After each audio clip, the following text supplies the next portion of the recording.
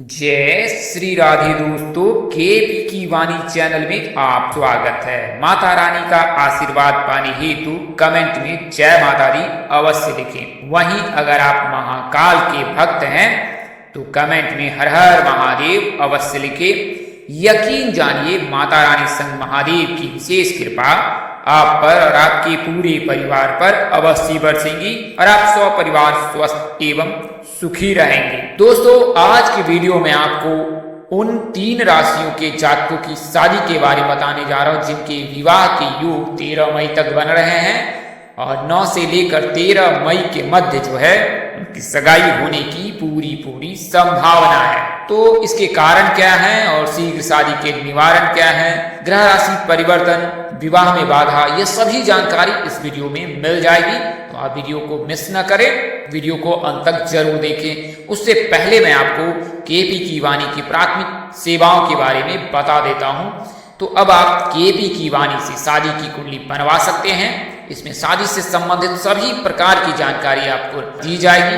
अगर आप मौखिक यानी टेलीफोनिक जानकारी पाना चाहते हैं तो आपको फोन करके भी जानकारी दी जाएगी कि आपकी शादी कब होगी, कहाँ होगी, कैसे होगी, किससे होगी, किस दिशा में होगी, कितनी दूरी पर होगी, किस नाम से होगी, किस राशि से करनी चाहिए, जीवन साथी का रंग रूप स्वरूप स्वभाव कैसा होगा, उनका करियर कैसा रहेगा, ससुराल में घर द्वार कैसे होंगे, ससुराल के लोग कैसे होंगे, पति और पत्नी कितना पढ़ा लिखा होगा, उसकी उम्र कितनी होगी, उसकी हाइट कितनी होगी, यह सभी जानकारी आपको कुंडली बनाकर या टेलीफोन के माध्यम से दी जाएगी।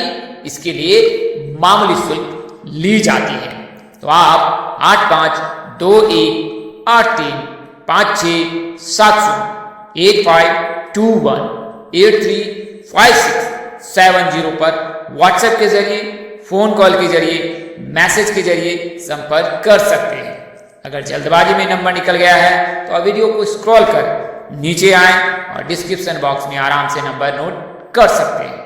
वहीं अब आप उचित शुल्क पर बच्चे की कुंडली बनवा सकते हैं, उसका नामकरण करा सकते हैं। इसके अलावा सगाई मुहूर्त, विवाह मुहूर्त, उपनयन तिथि, गृह प्रवेश तिथि, गृह क्रय तिथि, संपत्ति क्रय तिथि आदि की भी तिथियों का जानकारी प्राप्त कर सकते हैं। इसके अलावा अगर आपने कुंडली दिखाई है और कुंडली में किसी प्रकार की कोई बाधा है, जैसे काल सर्प दोष है, पितृ दोष है, मांगलिक दोष है, अंगारक दोष है, तो आप केपी की वाणी से अब आप दोष निवारण भी करवा सकते हैं। उचित शुल्क पर दोष निवारण महाकालेश्वर स्थित मंदिर में करा दी जाती है। तो आप केपी की वाणी से अवश्य संपर्क करें। वहीं ऐसे जातक जिनकी शादी तय हो चुकी है वे अपनी कुंडली मिलान अवश्य करा ले। इससे विवाह उपरांत वैवाहिक जीवन की जानकारी प्राप्त हो जाएगी कि आपका और आपके जीवन साथी के बीच संबंध कैसे रहेंगे, मधुर रहेंगे या कटु। तो इसके लिए आप केपी की वाणी से भी संपर्क कर सकते हैं, अन्यथा अपने नजदीक के किसी प्रकांड पंडित व ज्योतिष से संपर्क कर कुंडली मिलान करा सकते हैं। आइए अब आज की वीडियो में आगे बढ़ते हैं। तो उससे पहले मैं आपको दोष को दूर करने के उपाय बता देता हूं, कुछ प्राथमिक जानकारी देता हूं, फिर आपको विवाह मुहूर्त बताऊंगा और अंत में आपको ग्रह राशि परिवर्तन के आधार पर उन 3 राशियों के बारे में संपूर्ण जानकारी दी जाएगी। कुंडली में 8 ग्रह होते हैं, 4 शुभ ग्रह हैं और 4 अशुभ ग्रह हैं। कई ज्योतिष सूर्य को भी अशुभ ग्रह की श्रेणी में रखते हैं। कई अवसर पर सूर्य के चलते भी शादी में बाधा आती है। तो सूर्य के चलते अगर बाधा आ रही है तो विवाह प्रस्ताव हेतु जब बाहर जाए तो थोड़ा गुड़ खाकर और पानी पीकर ही बाहर जाएं। इससे विवाह के योग बनते हैं। यदि किसी लड़के या लड़की की कुंडली में सूर्य की वजह से विवाह में बाधा आ रही है तो प्रतिदिन ब्रह्म मुहूर्त में सूर्य देव को लाल रंग मिला हुआ जल चढ़ाएं। साथ ही ओम सूर्याय नमः इस मंत्र का जाप करें। कुंडली में अगर मंगल के कारण विवाह में देर हो रही है तो चांदी का चौकोर टुकड़ा सदैव अपने पास रखे, इससे विवाह की योग बनने लगते हैं। वहीं तांबे का एक चौकोर टुकड़ा जमीन में दबा देने से सूर्य की बाधा समाप्त हो जाती है और विवाह के योग बनने लगते हैं। अगर शनि के चलते बाधा आ रही है तो प्रति शनिवार को शिव जी पर काले तिल जल में मिलाकर चढ़ाएं। इससे शनि की बाधा समाप्त हो जाएगी और शीघ्र शादी के योग बनने लगते हैं। अगर राहु के चलते बाधा आ रही है तो शनिवार को बहते पानी में नारियल बहाएं। इससे राहु की बाधा दूर हो जाएगी। प्रति शनिवार को शिव जी की पूजा करें, इससे शनि का भी प्रभाव कम होता है। साथ ही एक तरफ से सिकी हुई 8 मीठी रोटियां कुत्ते को खिलाएं तो उससे केतु का प्रभाव कम हो जाता है। शनिवार को काले कपड़े में साबुत उड़द, लोहा, काला तिल और साबुन बांधकर दान करें तो इससे शनि का प्रभाव कम होता है। शनि के प्रभाव को कम करने के लिए काले घोड़े की नाल का छल्ला सीधे हाथ की मध्यमा उंगली यानी मिडिल फिंगर में पहने तो इससे शनि की बाधा समाप्त होती है। यदि कन्या की शादी में कोई रुकावट आ रही है तो 5 नारियल ले भगवान शिव की मूर्ति या मंदिर में स्थापित प्रतिमा के आगे रखकर ओम श्री वरप्रदाय श्री नमः मंत्र का 5 माला जाप करें और 5 नारियल को शिव की प्रतिमा पर चढ़ा दें। विवाह की बाधाएं स्वतः ही समाप्त हो जाएंगी। इसके अलावा सोमवार को नहा धोकर शिवलिंग पर ओम सोमेश्वराय नमः मंत्र का जाप करते हुए दुग्धाभिषेक करें। इसके अलावा जल में काले तिल मिलाकर शिवलिंग पर चढ़ाएं और उसी मंदिर के प्रांगण में बैठकर रुद्राक्ष की माला से ओम सोमेश्वराय नमः मंत्र का 1 माला जाप अवश्य करें, इससे विवाह के योग बनने लगते हैं। आइए अब मैं आपको कुछ प्राथमिक जानकारी देता हूं तो वह जानना बहुत ही जरूरी है। शास्त्र में ऐसा निहित है कि 2 कन्या का विवाह एक समय हो सकता है, लेकिन एक कन्या का वैवाहिक कृत्य समाप्त होने पर द्वार भेद और आचार भेद जरूरी है। एक समय में 2 शुभ कार्य करना उत्तम नहीं है।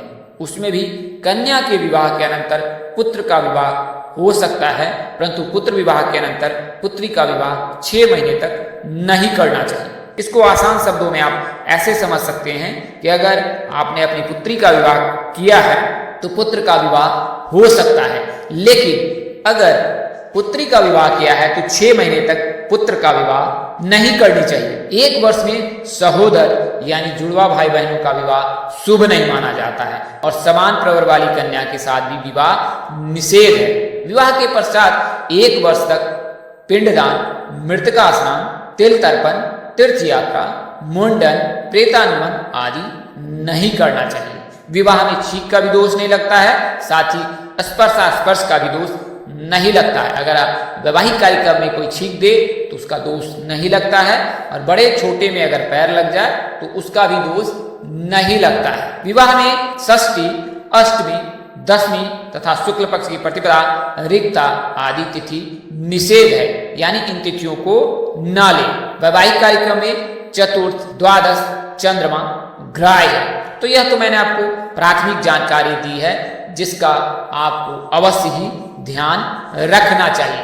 आइए अब मैं आपको ग्रह राशि परिवर्तन और विवाह मुहूर्त और उसके अलावा 3 राशियों के बारे में जानकारी दे देता हूं। तो चंद्रमा का राशि परिवर्तन मई 9 को 5:07 को होने वाला है और अगले 2.25 दिनों तक सिंह राशि में ही रहने वाले हैं चंद्रमा और उसके बाद कन्या राशि में 12 मई को प्रवेश करेंगे, यानी कि कन्या राशि में चंद्रमा का गोचर होगा और यह रात्रि के 1:32 पर होने जा रहा है और कुल 2.25 दिनों तक चंद्रमा कन्या राशि में उपस्थित रहेंगे। 2.25 दिनों तक चंद्रमा कन्या राशि में रहने के पश्चात तुला राशि में प्रवेश कर जाएंगे और 14 तारीख को प्रातःकाल 6:12 पर जो है चंद्रमा तुला राशि में प्रवेश करेंगे और फिर 16 तारीख तक तुला राशि में ही रहेंगे। तो इस दौरान यानी कि 9 मई से लेकर 13 मई 5 दिनों में 3 राशि के जातकों के लिए शुभ योग बन रहे हैं। तो आइए पहले मैं आपको विवाह मुहूर्त 9 मई से लेकर 13 मई के मध्य की बता देता हूं। 9 मई का दिन सोमवार का है। इस दिन विवाह मुहूर्त देर रात 11:31 से प्रातःकाल 5:36 तक है। नक्षत्र मघा है जबकि तिथि नवमी है। 10 मई को भी मंगलवार का दिन पड़ रहा है। मुहूर्त जो है 5:36 प्रातःकाल से संध्या काल 6:40 तक है। नक्षत्र मघा है जबकि तिथि नवमी के अलावा 11 मई बुधवार के दिन भी विवाह मुहूर्त है। इस दिन संध्या काल 7:28 से प्रातःकाल 5:35 तक है। नक्षत्र उत्तर फागनी है जबकि तिथि एकादशी है, यानी कि 11 मई का दिन बेहद ही शुभ है। अगर आप कोई मांगलिक कार्य करना चाहते हैं तो 11 मई के दिन आप मांगलिक कार्य कर सकते हैं। वहीं अगली तिथि 12 मई की है। इस दिन गुरुवार पड़ रहा है। मुहूर्त जो है संध्या काल 6:51 से प्रातः काल 5:34 तक है। नक्षत्र हस्त है, जबकि तिथि द्वादशी है, जबकि अंतिम तिथि 13 मई की है। 5 दिनों में तो यह जो तिथि है वो 5:34 से संध्या काल 6:48 तक है। नक्षत्र हस्त है, jabki तिथि द्वादशी एवं त्रयोदशी है। यह जानकारी आपको दृक पंचांग के अनुसार से दी गई है विवाह मुहूर्त की। इसके अलावा मिथिला पंचांग के हिसाब से 11 मई के दिन विवाह के लिए शुभ है, चूंकि उस दिन एकादशी है। आइए अब मैं आपको उन 3 राशियों के बारे में बता देता हूं। तो पहली राशि सिंह राशि है। इनका नाम अक्षर एम से शुरू होता है, यानी मौ से। के राशि स्वामी सूर्य है और आराध्य देव विष्णु जी हैं। भाग्यशाली रंग इनका सुनहरा है, जबकि भाग्यशाली अंक 5 है। राशि सुव्रत माणिक्य है। तो अगर आप सिंह राशि के जातक हैं तो आपके लिए शुभ योग 9 मई से लेकर 13 मई के मध्य है। सिंह राशि के जातक के लिए लव और अरेंज दोनों के ही योग बन रहे हैं। ऐसे जातक जिनका नाम अक्षर एम से शुरू होता है, उनके पूर्व दिशा में विवाह के योग बन रहे हैं। विवाह प्रस्ताव MKSBN नाम से आने की संभावना है और इनमें से किसी एक जातक के साथ आप परिणय सूत्र में बंध सकते हैं। धनु राशि के जातकों के साथ आपका विवाह करना श्रेष्ठ कर रहने वाला है। अगली राशि कन्या है। तो इनका नाम अक्षर P यानी पौ से होता है। इनके राशि स्वामी बुध है। आराध्य देव गणेश जी हैं। भाग्यशाली रंग इनके लिए हरा है। राशि धातु जो है चांदी एवं सोना है। भाग्यशाली अंक 3 और 8 है, जबकि राशि शुभ रत्न पन्ना है। तो अगर आप शुभ रत्न धारण करना चाहते हैं तो पन्ना धारण कर सकते हैं। P नाम के जातकों के विवाह के योग उत्तर दिशा में बन रहे हैं, जबकि अगर आप रिश्ता लेकर जाना चाहते हैं तो दक्षिण दिशा आपके लिए अनुकूल है। किस नाम से हो सकती है? तो ASD नाम के जातक से प्रस्ताव आ सकता है और इनमें से किसी एक जातक के साथ परिणय सूत्र में बंधने की पूरी संभावना है।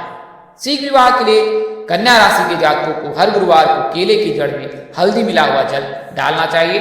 वहीं लड़कों को भगवान श्री हरिविष्णु जी की पूजा करनी चाहिए। अगली और अंतिम राशि तुला राशि है। जिनका नाम अक्षर R से शुरू होता है और इनके राशि स्वामी शुक्र है। आराध्य देव माँ दुर्गा है। भाग्यशाली रंग इनका सफेद है। अंक इनका 2 और 7 है। राशि शुभ रत्न हीरा है। तो अगर आप हीरा धारण करना चाहते हैं तो एक रत्ती हीरा धारण कर सकते हैं।